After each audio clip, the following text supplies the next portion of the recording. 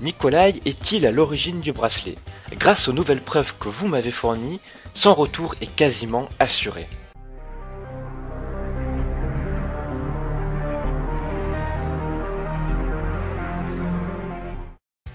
Si vous n'avez pas vu ma dernière vidéo parlant du retour de Nikolai, foncez la voir. Aujourd'hui on continue notre analyse et on essaie d'en découvrir plus sur les origines du bracelet et des capacités Z.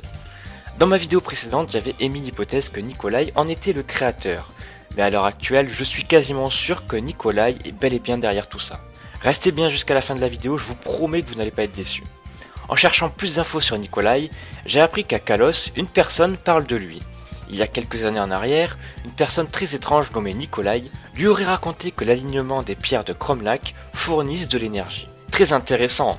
Nikolai est donc venu il y a quelques années dans la région de Kalos, sans doute pour y étudier ces pierres. En interrogeant les personnes, on y apprend que ces pierres sont vraiment mystérieuses. Une énergie en ressort. Et pour comprendre pourquoi, il faut se souvenir de l'histoire d'AZ.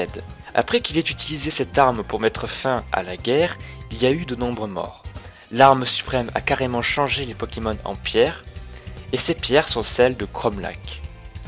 Toutes ces pierres, absolument toutes, sont en réalité des Pokémon morts.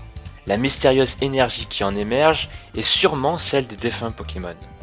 On enchaîne et vous allez voir que tout va devenir clair. Nikolai cherche à faire ressortir la puissance des Pokémon. Il dit aussi à un moment qu'il adorerait avoir la possibilité de communiquer avec les Pokémon pour pouvoir les comprendre et encore une fois, augmenter leur puissance. Et là entre en jeu le Motismadex. Vous trouvez pas ça étrange vous que pour Soleil et Lune, on ait enfin la capacité de communiquer avec les Pokémon? Est-ce là encore une invention de notre bon vieux Nikolai? Dernier argument, il va forcément vous convaincre. Outre le fait de l'avoir aperçu dans un trailer, dans l'opening des jeux Noir et Blanc 2, on aperçoit Nikolai tenant dans sa main un mystérieux livre. On ne sait pas de quoi il parle, mais devinez quoi. Ce motif visible sur son livre est exactement le même que celui du bracelet Z. De plus, les symboles aux quatre coins du livre sont vraiment semblables au soleil et à la lune.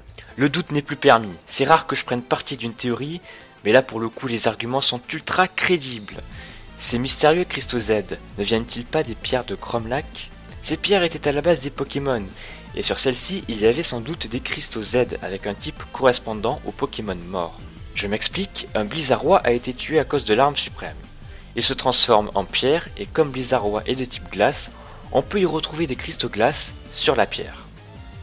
Nikolai, qui était de passage à Kalos, a sans doute découvert ces cristaux et les a ensuite étudiés.